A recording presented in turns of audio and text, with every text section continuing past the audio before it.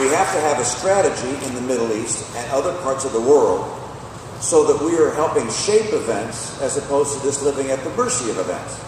So we see things happening in Syria, for instance, 25, 30,000 people killed. Are we shaping events there, or are we simply watching what's happening? My own view is, in a place like Syria, for instance, we should, through our partners in the region, work to identify dissidents within Syria that are reasonable and responsible people, try and coalesce them, bring them together, provide funding and weapons to them so they can defend themselves and they can promote their agenda. As opposed to sitting back and wondering, well, will the extremists take over? Or will Iran support Assad and allow him to keep Syria? We should play an active role. That doesn't mean sending in troops or dropping bombs, but it does mean actively participating in a place like Syria to assure that Assad goes and that a reasonable and responsible government follows. As I look throughout the Middle East, we have to look nation by nation to say, how can America exert our economic and diplomatic powers, as well as have strong military standing behind our powers and our words, such that people listen and know we can do what we say, in such a way that we help move people towards a greater degree of freedom and opportunity and hope.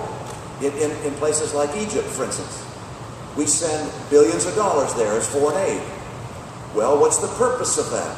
Are we linking our foreign aid to an American purpose? Are we shaping events there? Should we not say to Egypt, by the way, these funds are conditional upon you honoring the peace treaty you have with Israel?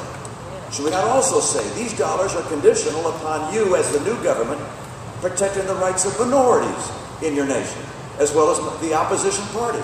We don't want to see you killing people that disagree with you. If you do, we won't continue to support you financially. Our foreign investment in your country. We'll also job on employers in this country to say, look, we want you to invest in countries that are following these guidelines because we want to shape events. America is looking like a nation that is following. They call that in this administration leading from behind. I call that following. America is the leader of the free world. That doesn't mean we send troops everywhere and we shoot everybody. It means instead that we use our considerable economic influence and diplomatic influence to try and move nations in ways that will make them more peaceable and provide greater opportunity and hope for their people.